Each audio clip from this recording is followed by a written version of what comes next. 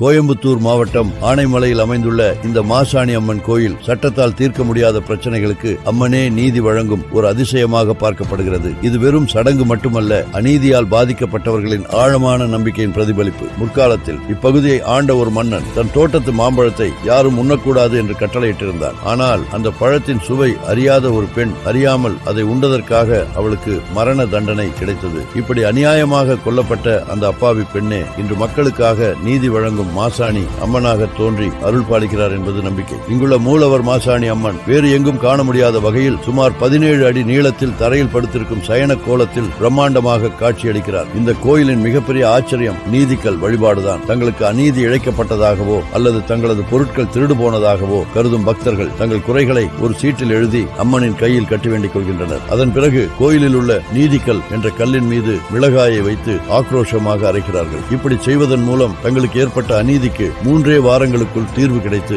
நீதி நிலைநாட்டப்படும் என்பது பக்தர்களின்